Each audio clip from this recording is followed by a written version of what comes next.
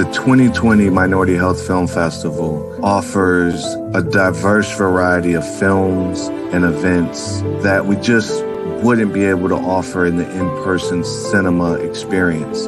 But I think what really makes it unique is the focus not only on public health issues, but the issues that really concern communities of color. If you're looking for a reason to engage or to try it out, this is the perfect time. Just go to mkefilm.org/MHFF.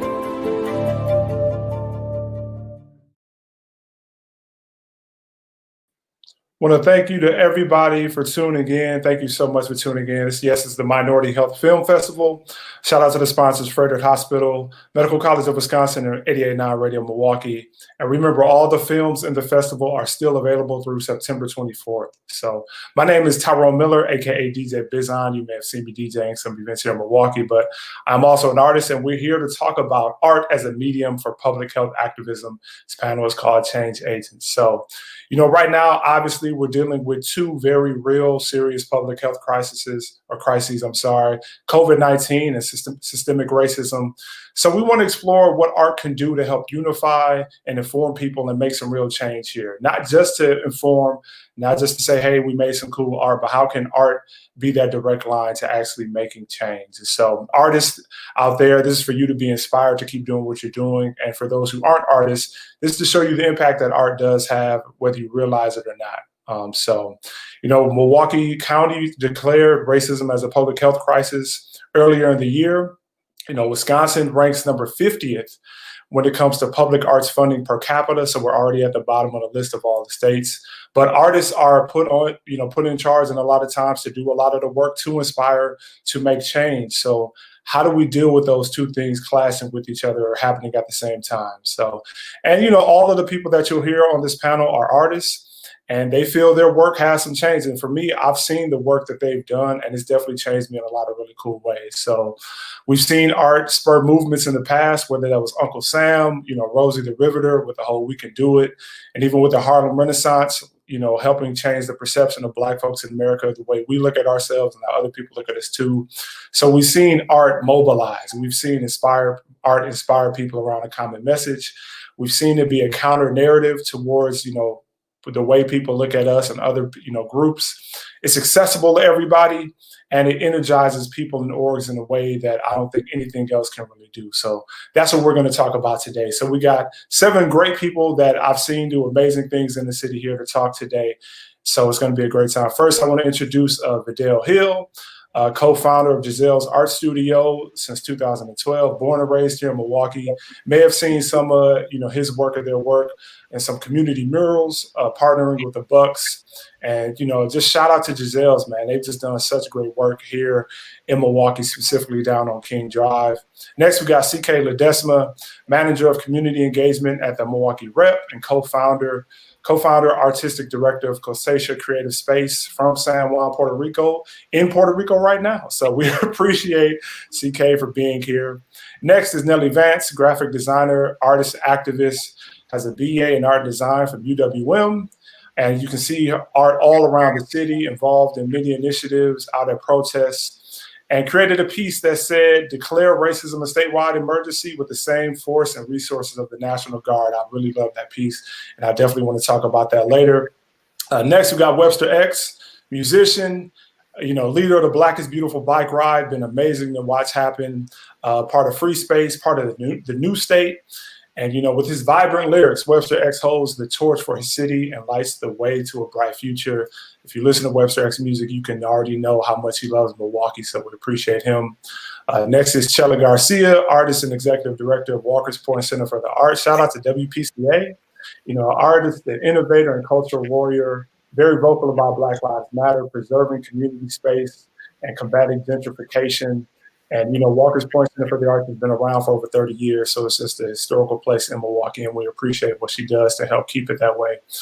And lastly, but not leastly, we have Naifa Naji and Amel Azam of Fanana Banana. It's a platform founded by Muslim women artists who seek to curate platforms for Muslim creators in Milwaukee and beyond, where there has been a lack thereof until now. So created in 2019, and they did a Muslims for Black Lives mural back in August, so I helped take part in that. And the headline on it was "Our Kids Will Not Be Next," and I love that piece, and I'm just glad you all did that. So shout out to everybody on this panel. I appreciate you all for being here. So the way this will work is that I have specific questions for each of you, but anybody can answer after that first person answers. So feel free to jump in whenever you like. But remember, we just got an hour, so I just want to make sure everybody's voice is heard. But I also add that caveat, if you want to brag on yourself, this is the time to do it, so feel free. So first, I want to start with Nelly. Like I was saying before, that piece that I saw said, declare racism a statewide emergency with the same force and energy of the National Guard. And I'm sure you didn't just create that just to create it. You weren't like, let me just make this piece of art and just put it to the side. I know you wanted to create it with a message to spread. So why not just grab a megaphone and go to the courthouse? Why create this piece as well? Like, what's the difference about using art for the medium for the message versus anything else? Well, I worked with Lit Milwaukee, who's been a huge just like factor in me getting connected with the community and being able to use my art for change. And this was something that they had put together, a list of demands for the state. And I think this was in July that they put this out. I think it was important to list the demands out so specifically in this, because you can have little messages here and there, but if you are making specific demands within your work, it makes it a lot more actionable. The message is a lot more clear. And I don't know, I worked with them for this project, so it really, they kind of led it, they directed it.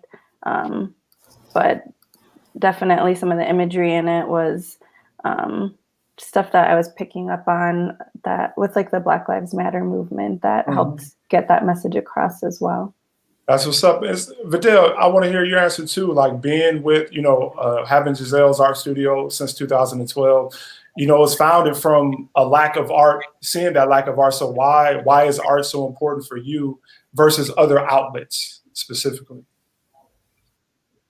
Well, for me, it always was a medium that got to the youth that weren't into sports or academics, which is a wide field. If you're not in STEAM programs or STEM programs at that time, and like you're not playing for a team, there was very little things to encourage you to express yourself, especially growing up in like Black households. Sometimes it wasn't always encouraged to speak your mind to your parent. That's talking back.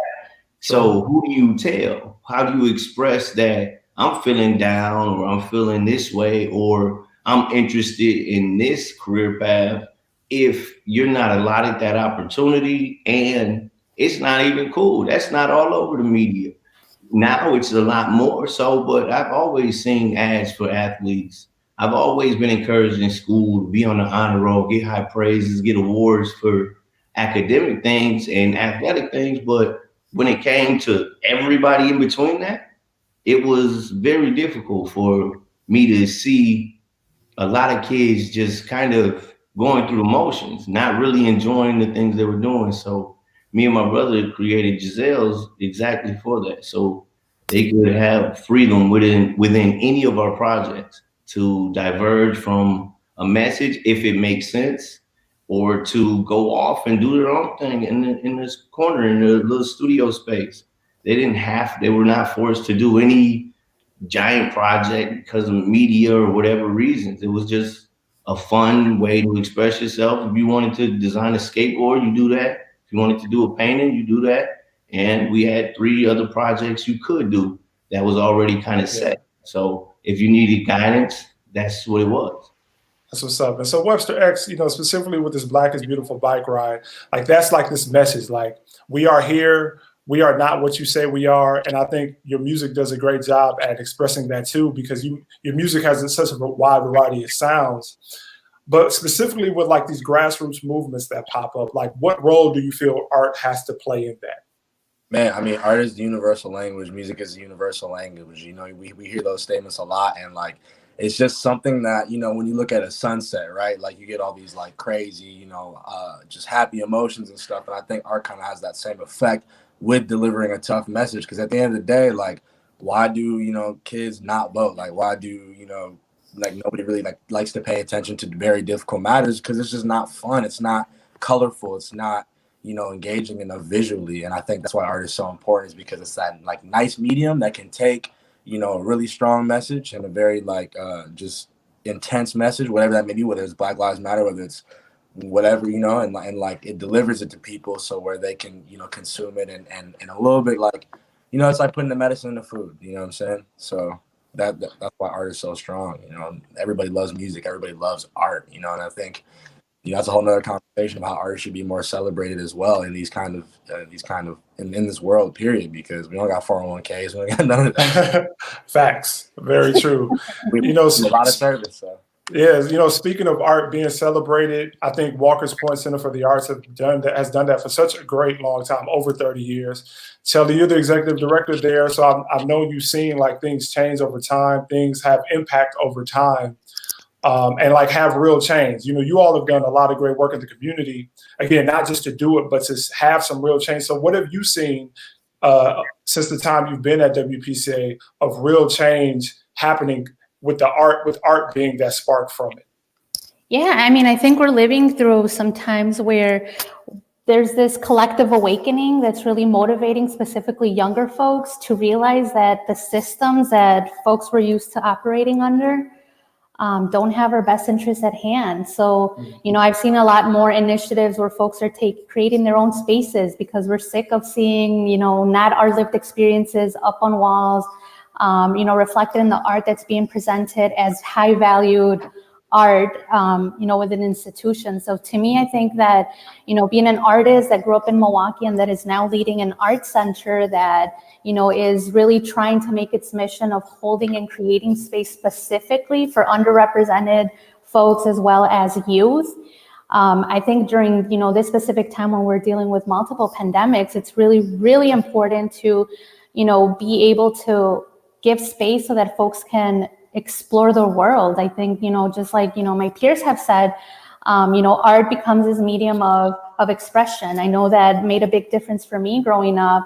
And being able to have a say and mold programming that reflects the community that we serve, I think is something that's very much needed. And considering, you know, the organization that we're very grassroots, it allows us that flexibility to be able to respond in a quicker time and fashion than, you know, most organizations that are so entrenched in upholding the status quo just can't do. Now that's very true. I feel that it's great that a lot of these organizations now want to, because of these movements and because of these pandemic, want to change what they've been doing. Like, oh, finally, we should start listening to Black people now. That's a great thing. But for me, that means you've been slacking for the last 10, 20 years. So now you have 20 years to make up for it to then get to where we are actually now. So it's cool to watch, like with Roger Goodell saying, oh, we should have listened to Colin Kaepernick, for example. I don't want to hear that in 2020. Like, that's easy to say now, but when it was hard, how come you didn't have the courage to say that? And, you know, when I think about courage, I think about Fanana Banana, like starting something from nothing that didn't exist. You know, to say, like, we don't see ourselves out here. We want to see ourselves, you know, we want to see the artists that we find value in out here. So do you feel, if, you know, a male or an either you want to take this, like, do you feel like now there's this super hard push like there should have been, or like what got you all starting Fanana Banana back in 2019? Do you want to? Sure. So it's kind of like what you were saying, that to start something that was so new and like to just actually take that first step. So generally, like at the core of why Fanana was created is because we were both kind of like sick of waiting to be represented and tired of reaching out to like various platforms and just people, or, you know, it's tiring to wait for that support. And sometimes you just have to be like, you know, if I want to see myself in a gallery and see someone like me be represented, like, let me try and represent myself. And the moment we decided to do that, we got a lot of support. if we had waited and waited and waited, we probably would have never even known that our own community was just waiting to support people like us, artists like us. And really that's, to me, like the core of why we started it. If you want to add to it. Yeah. Initially, it was just a conversation of the lack of support and representation. So it was like, let's host the art show. We just like created a flyer, an Instagram account, posted that was it. And over 100 people showed up. We had it at Dream Lab. And then from there, everyone was like, what else do you guys have planned? What are you gonna do next? And we're like, okay, this is gonna go somewhere. So we started planning other things. So. That's what's up, to keep that energy going. And you're right when you say if you wait, it won't happen, unfortunately, because people aren't looking. Sometimes people are checking for certain communities, or they purposely aren't. And you have so many people waiting for something. So I'm really glad you all did that. So now I want to kind of ask this to anybody, and maybe CK, if you're there. I know that your connection is a little choppy. So I know we're in this pandemic. You know, it's COVID-19. We all trying to stay away from the Rona and all that. So, you know, the scientists, the politicians, we need masks. We need testing. We need social distancing, right? We need all of these things to stay safe, to stay healthy. Why do we need art right now too? So CK, if you want to take that, why do we need art right now too, just as much as we need some of these other things to help make us sure we're staying healthy? Hey y'all, I'm not sure if you can hear me. We can. Dope. So I also want to say, DJ Besson, you mentioned that I was a manager of community engagement for the Milwaukee Rep, but I want to clear that out, that I no longer am connected to the Milwaukee Repertory Theater. But I still am fully immersed in what community engagement is, because it is a huge part of my practice. And also to answer your question, right, I think art is definitely a conduit to create community, to create connections. And in moments where we need to be distant, where we need to be isolated, where we can't gather, I think art does that, right? Inherently, it brings people together. And part of the human experience is wanting and longing to be connected and to share and to create with other people. And I think art is the epicenter for that. And you said, you know, you had a quote that I saw: a community is not a physical place or a location. A community is a state of mind. Tell me more about that. Absolutely. I think as a person who lives in Milwaukee now, I've been in Milwaukee for 13 winters, but my heart is definitely in Puerto Rico. I grew up in Puerto Rico. You have to, a brick and mortar building doesn't.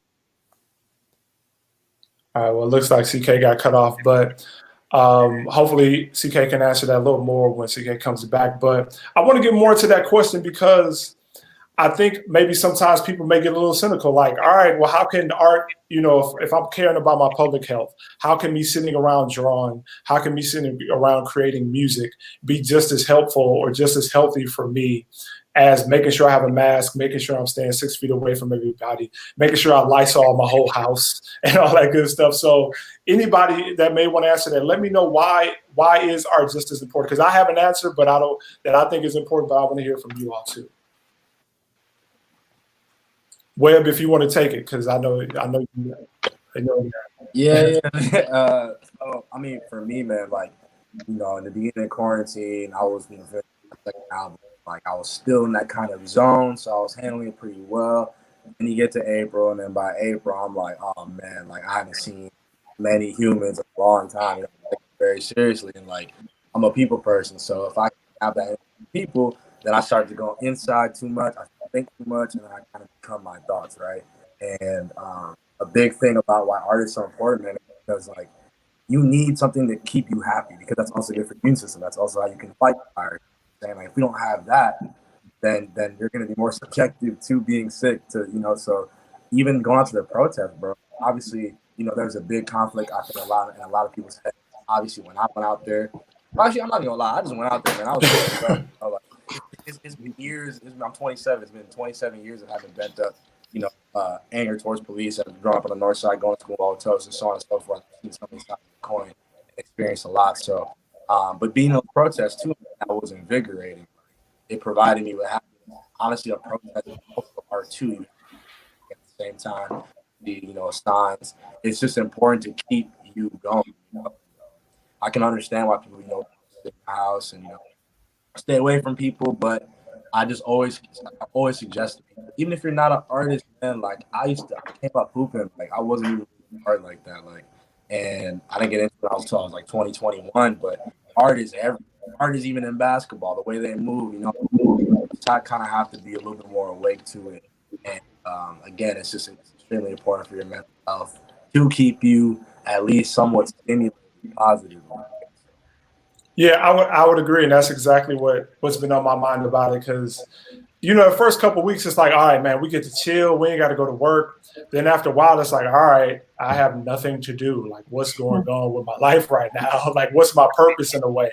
Because you don't have anything to do. And when you have something, like I know for me, I have like working on music to rely on, to like, I can zone out for 10 hours. I can zone out all day and get through that. And that helps me in my mental state. That makes me want to get out and take a walk. That makes me want to do more.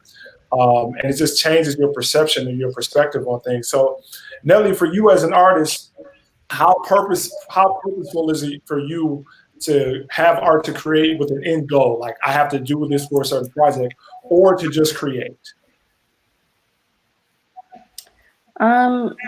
To have those goals has actually been really helpful for me. I mean, as things ramped up at the beginning of the year, I kind of was feeling a little bit lost, and I didn't really know quite what to do with myself, especially like as an artist. Just my personal art wasn't feeling like it had much oomph behind it. But Lit again really helped. I got to join one of their C-Space sessions, and that really helped me see that I could use my work as activism, art as activism, and that really lit a fire for me. And it definitely has shaped my work in a different way and given me direction and like a sense of community. And so that was pretty important for me, because I don't know, I know a lot of artists struggle with coming up with ideas or just creating for the sake of creating. But I don't know, I've been kind of like having an artist block in the past like 6 months or so. So having that sense of direction and a way to bring people together to take action has really been influential for me. That's what's up. And Vidal, how do you balance that when you're trying to create art just to create, or create it to evoke some emotion or express some specific message? How do you specifically balance that? Me, so I actually just had this conversation last night. I got my ideas about me and what I want to do. Like, I mean, about my experience on this planet. That's what a lot of my personal work, when I'm in my studio, is late. I'm chilling, sipping, making my own stuff. Ain't nobody paid me for it. It's all my material, all my ideas. I have no goal besides to get this out of me into a physical form. And that's like the meat of me as an artist. Then there's work. Like I do a ton of work. I love teaching. I go around the entire city when allowed to. And I've worked with countless youth and adults and just the public. And that's different. That's more of an experiential thing. It matters more that it's happening than what we're producing to me. I love the engagement with people. I love teaching side to side opposed to face to face. And I feel like the youth get the most out of that. The public get the most out of that experience.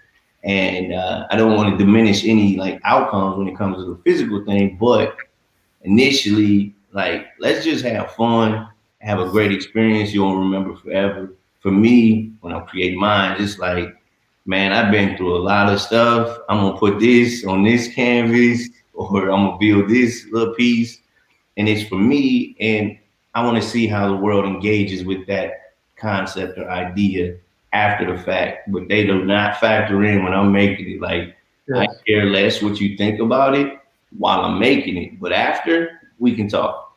That's what's up. And Naifa and Amel, like, you said you started just, hey, we just got a show. We're just putting together a simple show, and then afterwards, people are asking, when's the next one? We need more of this because this is important. How much pressure did you all feel to keep going after that, or did you just say, hey, we'll get to it when we get to it? I don't think I felt a pressure really, more so passionate to want to have that for everyone. So it was more of like, let's do this. Excitement. Yeah, for sure. It was more exciting for us. It was like, okay, finally, like people are responding. And like, I mean, I went to WM2. I was like post grad for like a few years, I think like 2-3 years by the time we started Banana, and I was kind of just tired, you know? Yeah. And so it was really exciting to get that feedback and that response, and like people's entire families were coming to the show and thanking us, like moms were thanking us. And it was really refreshing to receive that feedback, because I feel like our generation, or like just this time, we're so stuck on like assuming that like the generation before us don't understand and like don't want to support, or like, oh, like it'll take too long for them to catch up onto like why this is important. But actually, like they proved to us in just one night, within like 3 hours, that like the age doesn't matter. It's just the platform matters, like that safe space matters, and like art is that safe space that connects everybody. And so like it's just like the perfect medium. Like anyone could just go to any art show, and like, you know, if you have an opinion, you do. If you don't have an opinion, you don't. And so it's like, that's just the power of art in itself. But yeah, it was really exciting. Now, I think you make a really great point about that accessibility, where I think we already know, like, people make so many assumptions about youth, especially Milwaukee youth, and about what they want, what they don't want. It seems like all of us work with the youth in a lot of specific ways, very purposeful ways, which has been really cool to see. And we know when we work with them, we're like, they care, they give a damn. But most of the time, they're just not getting messages that cater to them or connect with them. And I think when it comes to art has that immediate effect on somebody, whether an adult or a kid or an old person, whoever sees it, they're like, wow, that hit me. And it all hit them in a different way, or a connected way, or somehow it brings people together in a really cool way. And I think that's the power that art has, in a way that is different than so many other mediums, because I'm sure you all get a bunch of stuff in the mail about, you know, this election and all this stuff. And it's like, I'm throwing this out, I don't care. You know, and it's like, it's just a waste of time. But when you go to a rally, or when you go to a gallery or a show, you see some art, you're like, man, this is hitting me. Or if you hear a song or whatever, because I don't want people to also think like, oh, we're just talking about get down and draw. Like, art is whatever creative outlets that you have that gets you that relief that you're looking for, you know? So going back to you, Chella, with Walker's Point Center for the Arts, what are you hoping for when it comes in this moment like this? What are you hoping for where you have this art center? It's a staple in the community. Everybody loves you. If they don't, they got a problem, obviously. So what do you want Walker's Point Center for the Arts to be specifically in this moment to help deal with racism, to help deal with COVID? You know, that's a question that I think we tackle on the kind of the vision, right? Of, you know, WPCA has had a significant role in the community for over 30 years. But I guess the biggest question is, like, during this time where everyone is looking at what people aren't doing, but most importantly, what they're not doing or saying, I think that as leaders, and, you know, everyone who does, you know, their art practice or is leading initiatives and projects, has that leadership where there's youth specifically that are looking to, you know, some sort of direction and guidance. So to me, it's really important to be able to provide that mechanism, or, you know, young leaders, or, you know, like the next person who's going to take my job has the opportunity to really look at ways to see themselves as a change agent. And, you know, when we talk about the power of art, you know, it's that being able to take risks. I think that's the underlining thing that art teaches us.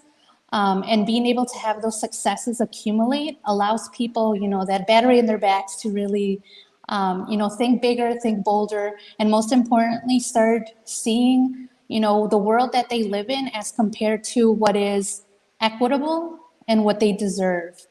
So I think that for any organization, you know, whether it's WPCA or whatever, like it is our duty to ensure that we are providing that platform for you to be able to have those questions and hold us accountable to how we are, you know, making things equitable, accessible. And if we're not, then we have a lot of work to do. That's what's up. That's what's up. That's really great what it said. And I know CK, oh dang, I want to ask CK, but there's somebody else here who has a piece of art at the courthouse, right? Is that you all, Fanata Banana? Did you have a piece up at the courthouse?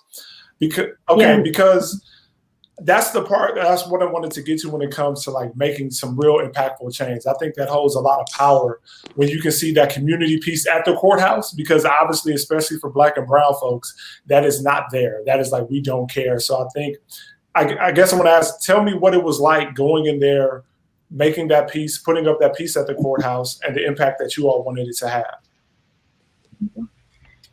Honestly, it was a feeling like I can't even describe.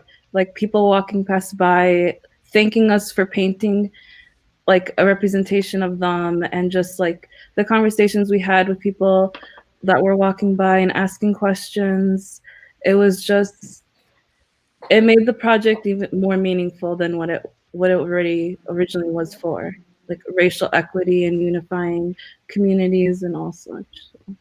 So, yeah, I feel like for me, I felt that difference of not the diversity, the segregation of Milwaukee. I felt it from the people walking through the courthouse. So like we were on the lift for, you know, hours at a time, and you know, we would be up almost touching the ceiling, and if people would look up and just talk to me, and I was like, couldn't hear them, and they were like, made it a decision, like, I want to tell her, like, thank you.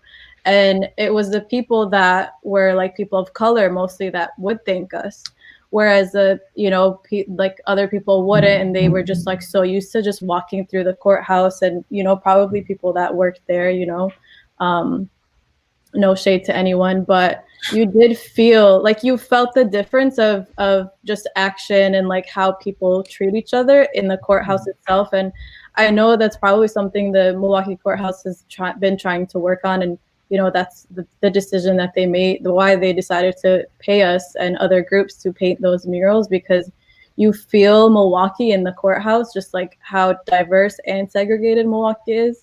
You feel that when you're walking through there. And so for me, it was like a huge, just like reflection every single day when we would go into paint, and like of all the work that still needs to be done. You know, it was inspirational, but it was also motivational for me. Like, okay, like this is one step. There's a lot of other steps, and you know, it's one day at a time, one step at a time, but it can be done. Because like Naifa said, we got feedback from people, you know, strangers were like, thank you, and like, yeah, we need to stick together and this and that, like things you want to hear, but you don't necessarily are never put in that position to hear. Maybe, you know, we're so used to staying in our own comfort zones. And so that for me was like a huge reflection and just wake up call to like, I need to continue to try to stay out of my comfort zone, because that's only going to help me and my people and my community. You know, it's not going to help the Muslim community if I'm just staying in my zone and trying to be an artist and trying to change the world by, you know, just giving back to me and myself, and kind of, you know, for me, it was like, it was huge, and it was very silent, a silent reflection. You know, you wouldn't catch it if you weren't, like, I don't know whose quote it was about, like, it's all state of mind, like community is a state of mind. Yeah, that was CK. So CK, hopefully I can get this to you. Just asking about your experience putting up your piece at the Milwaukee County Courthouse. Tell me about it. Oh, can you hear me? Yeah. Oh, sweet. Yeah, I echo what my colleagues from Banana said. It was very much a silent reflection, and my piece is centered on Yoruba religion, specifically Afro-Caribbean religions and belief systems. My piece was mostly sort of a blessing for all of the Black and brown people that walk through that space, and for equity to manifest within it. within each corner of what the courthouse is, because we understand that it might many times be a place of justice, but it's also a space of oppression and injustice, specifically for people that look like us. So that it was very much I like to paint at night, and it was a silent reflection, like y'all said, my friend's banana. And it felt like the spirit of the courthouse was changed. Looks like CK got cut off, unfortunately, but that led me to think about just how much, especially Black and brown folks are judged when they are in a courtroom. I forgot exactly who it was, but they were talking about a story about how a judge was looking at like this 14-year-old Black girl, and she had like an angry look on her face.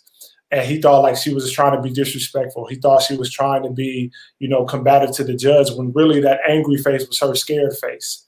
But he never seen a Black girl like that. So to have some type of inspiration to combat all these little tiny biases that are thrown against Black and brown folks in courthouses have real change and real power, in my opinion. So it's really great to see. CK, if you want to continue on and finish what you were saying, you can go for it. Oh, I'm good. I was when it cut up, I just said it really felt like the spirit of the courthouse shifted and changed.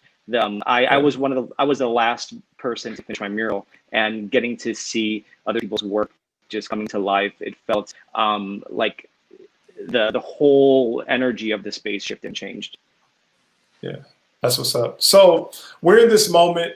It seems like specifically a lot of big corporations and brands are, donating money to Black Lives Matter causes, or trying to get, thousands of masks being made, or just trying to take part in this change. So it seems like there's a lot of momentum, for the future, or at least for right now. So how do we feel? How does any of you feel? Maybe Vidal, if you want to take this, how do you feel art has to be, or where does it need to be in that next step of this situation? Like, how do we keep putting that pressure on and using this momentum to continue to make change? Oh man, we gotta like snowball everything we're doing now. I mean, that each one teach one thing I've been hearing since I was a kid is so real. Like I've been actually just talking to a lot of my people who seem misguided, misinformed, or prejudging, or have different opinions outside of their culture or outside their understanding, but they're like voicing them. And social media gives a lot of people this strength they don't have in person. So I'd be like, I do this in real life. Y'all can meet me. I'm on MLK and Garfield. Every time I'm very obvious everywhere I'm at. So like, seriously, it's crazy if we ain't checking our people first. Like, let's check my immediate box and then let it permeate beyond that. And if everybody looking at they left and right, they cousins, aunties, uncles, and we're actually informing, like, because these people I can have a fight with and we can come back from that because we got this love that's unconditional.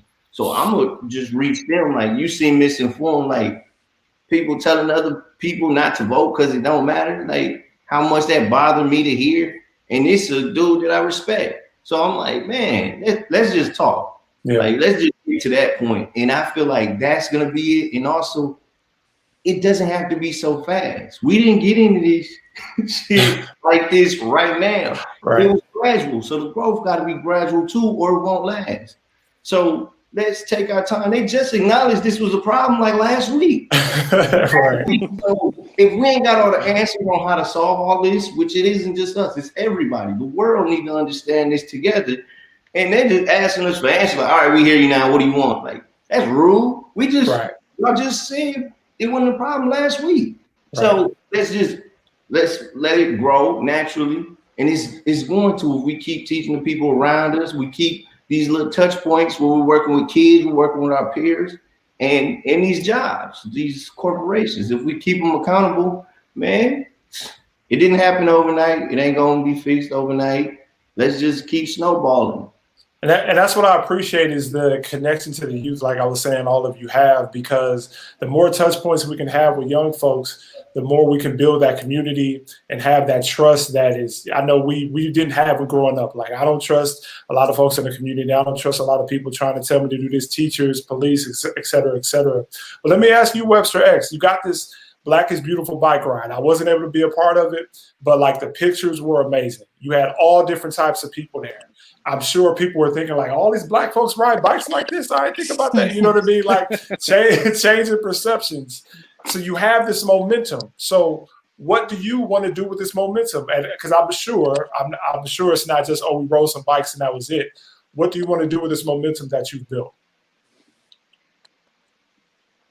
Yeah, man. I mean, we're all right on with like talking about corporations. I really love everything that Vidal said about, you know, it doesn't have to happen now. This is like a long game we're playing, right? Like, and I'm 27 years old. So like for me personally, from my perspective, the last time I really saw something of this magnitude, I mean, I wasn't even alive to see it. It was the civil rights movement, you know what I'm saying? And like, I think this just creates another standard. The bar is raised again. Sports are getting involved in, you know, in boycotting like the Bucks did in Game 5 of round 1. And I think one thing I recognize, bro, is, let me be very honest about it. It's like through Black is Beautiful 1 and Black is Beautiful Volume 2, there's like 3,000 or 4,000 people at each one of those rides. Now I know it's a lot of people that majority of them don't really care about voting, you know? And like, to me, it's irresponsible of my platform to not be able to try and take all the energy and channel it towards voting. So at Black is Beautiful Volume 2, we kind of planted the seed with, you know, BSU, Black Student Coalition of Marquette. We had them there registering people to vote at, you know, on site at the beginning of the ride, at the end of the ride. And then in October, we're working on something really big with early voting and absentee ballot drop-offs too, just to use that whole platform.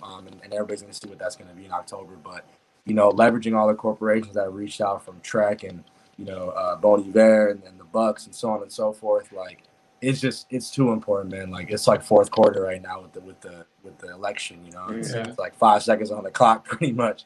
So, and obviously the big argument right now is like, all right, we have to vote for, like, I don't even want to vote. I don't feel like voting. I saw it on Twitter like 2 days ago. Somebody said I don't feel like voting because I have to vote for, you know, the lesser of the two evils. But yo, like, think about what you just said. Yeah, it's the lesser. That I would rather vote for the lesser of the two evils, if that makes sense. You know, like, I would rather, you know, like, like getting rid of that old system, that dictatorship that we're in right now. You know what I'm saying? Like, it's key. And if it has to be buying Kamala Harris, I know people have their opinions about that. Like, you know, let's do it so we can at least make steps forward. You know, even if it's a step backward, whatever it is. You know, it's just about leverage right now, bro. I've leveraged a lot of stuff with like the ride and having, you know, I gained about, I would say, 3,000 followers on Instagram just through this entire thing, and that's very odd to me because I don't want to pay attention to those numbers, but something I realized. That's why I did the t-shirts. I was like, this is a good opportunity to use all this new attention to get people to raise money for these organizations like Walnut Way and Lit and you know, Bike Fed and Connect Milwaukee, like all of those things. So I'm just trying to keep leveraging. Like, it's almost like it's kind of fun right now. Honestly, I'm having a ball doing this. Like, I want to continue to find ways to be able to just inject some sustainable stuff in the community, like especially in the Black and Rock community in Milwaukee, like, you know, food deserts and all that kind of stuff on the north side and south side. And like, and you know, I don't have all the ideas, but I'm letting people know, like, I'm a vessel right now. Like, you know, I'm an amplifier. I want to be able to figure out ways of how we can continue to just level this up, because I'm sick and tired of it, bro. We all are. I'm sick and tired of having these conversations internally, and like, we have to, but man, I'm so tired, bro. Like, and I think we all are. Yeah. I'm tired, but I'm also very, very, very motivated to continue to keep going. I'm just, I'm fed up and my tolerance is very low. So. No, I definitely feel that. And Shella, you know, speaking of having some structure, having that next step, like being around Walker's Point Center for the Arts, being around for 30 years is a huge step, you know. So for the next 20, 30 years of Walker's Point Center for the Arts, what do you want to see, you know, you all's role in this, especially in this moment and in the future? Yeah, I mean, you know, considering that we work with you know, all ages, but a lot of our programming specifically for youth, you know, just the fact that we aim to have programming that's very culturally grounded and reflective of, you know, what the community wants, what it needs, but, you know, just kind of reiterating, you know, that importance of, you know, that momentum of, harnessing this power that I think we're all seeing that, you know, each of us have, that when we like band together, you know, it's the corporations, it's these organizations that all of a sudden like say like, oh my gosh, like if we don't get our act together, we're going to lose this. Although they see us as profit, they see us as, you know, whatever, knowing how to leverage that in ways so where that at least minimally there's demands that we can approach them. But I think that a lot of the specific youth are looking at ways to just recreate the world, which I think is very inspirational.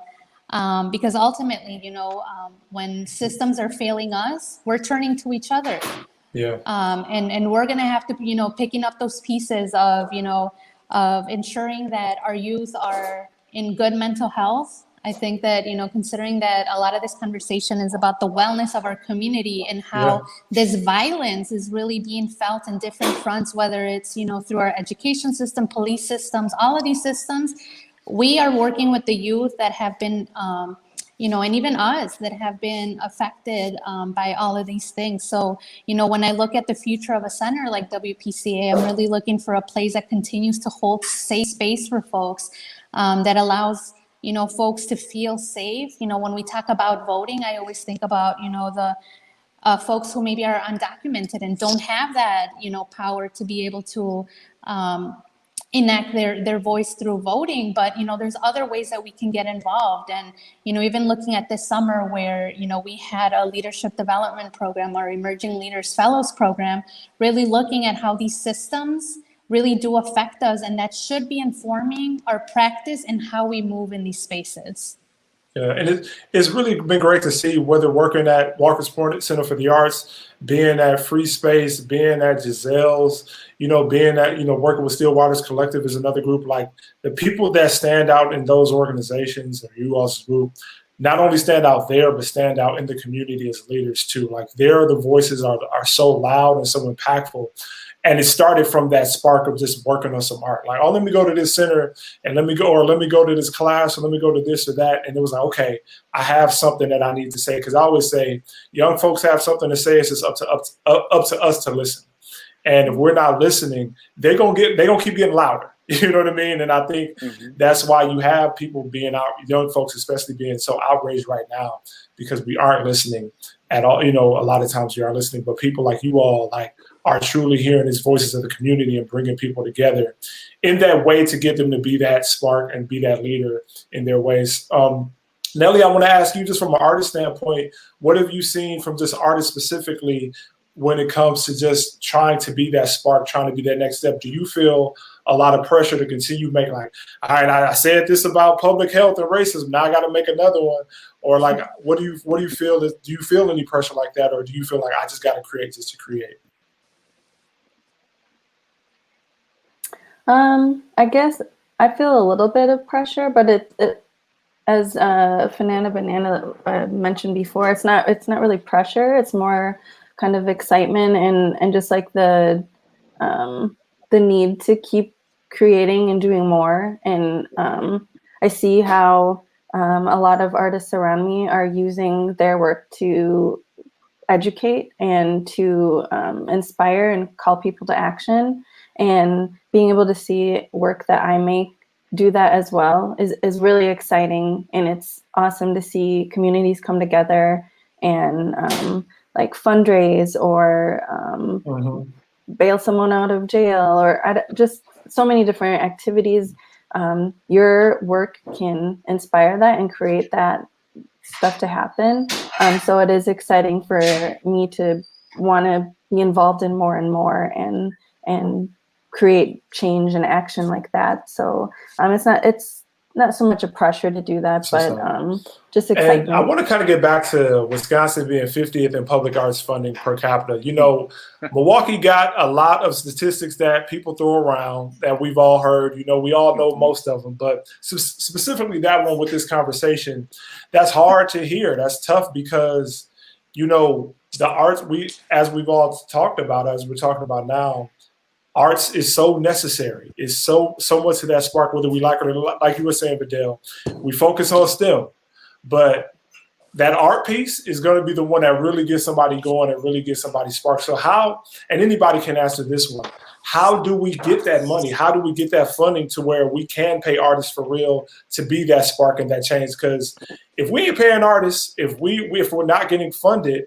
it's hard to get people motivated. Like, real talk. Like, people like, oh, I want you to create this huge mural, but we ain't got no money for you. We'll just share it on Instagram. Like, nah, player. Like, nah, I need to get paid. So anybody can answer if you want. Like, how do we combat that in real long-term ways to say, all right, we're gonna get this money, or we're gonna do the community. What can we do about that?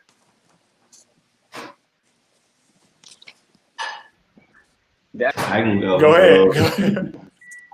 Like, for me, is honestly, we gotta put pressure on those making a lot of money here.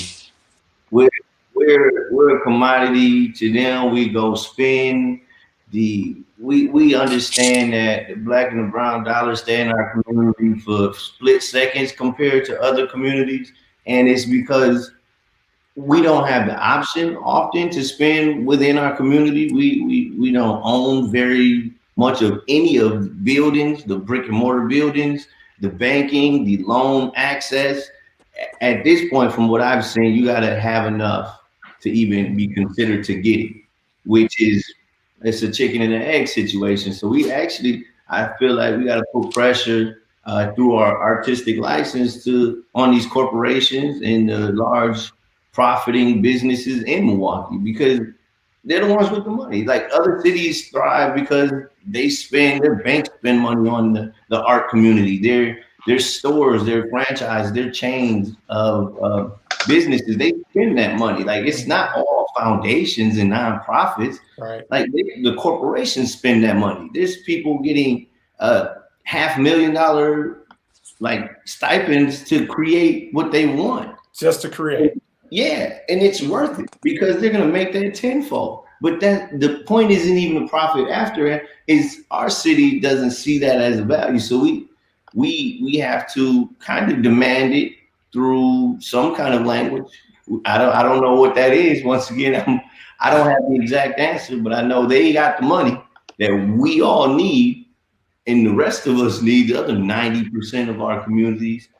And it's not just for us; it's for kids who want to do things outside of arts. So yeah, we got to put pressure on these people with all this money.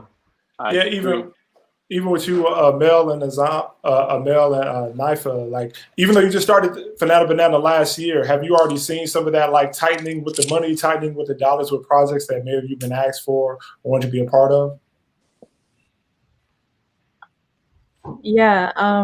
So I mean, luckily we had, I think for us, we had to learn very, very quickly who to allow to, like, who's going to support you and not ask for money, and then who is going to support you and who you should ask for money. Like, it goes both ways. Like, for example, for WPCA, like, Chella was kind enough to give us that opportunity to have our second show.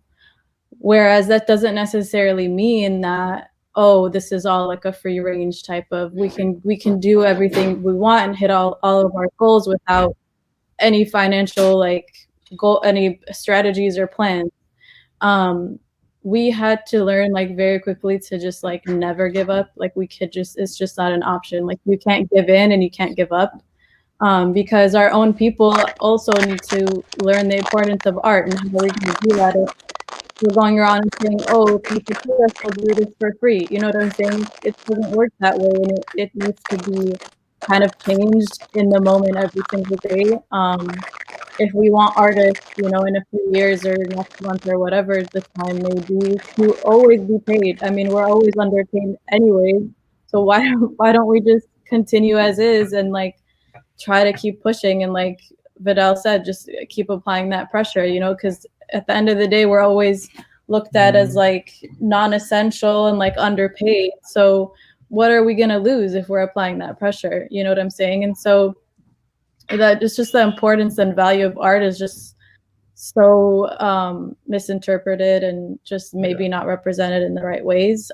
So for us, it's like, you just don't give up and don't give in, and just know how to be smart about where to receive support. And that's what's up, because all dollars ain't good dollars. That's something you learn over time. And I like that you all bring up the organizations, because I think sometimes we get used to the usual dollars we're getting, but in so many other cities it's done so many other ways. I used to go to Seattle over the summer and teach a program there, and you would see, and we don't have this here, but Microsoft and Amazon putting millions of dollars into just art. Like Vidal's saying, just you get a grant, $10,000 grant just to create art. You don't have to send it to nobody. You don't have to give it to anybody. You just create the art and you get paid for it for your personal collection, because it has such an impact on your personal health, and it leads to you getting more involved in the community. But putting that pressure on these organizations, to these corporations, is going to lead to some huge changes. So I'm glad to see Vidal, Banana, Webster X, all of you all talking about that, because that is that next step. And I know Chella has worked so hard, like getting funding and making stuff happen to our Walker Sports Center for the Arts too. So everybody here is doing that, and it just has to be this. That's what I think about when I think about that next step, like really putting pressure on all angles. Like if you want to change a couple policies about Black Lives Matter, we won't be racist anymore, but we ain't throwing no money anywhere, then I don't really care. You know what I'm saying? Like you have to show it with the dollars. So it's just really interesting to see. Go ahead. And if I can add something, so just to put it into perspective, when we talk about 50th in the nation, that translates into 17 cents per capita. Whereas our neighbor, Minnesota, is receiving $7 per capita. So, when we're talking about, proximity, there's stark differences in the way that investment is happening.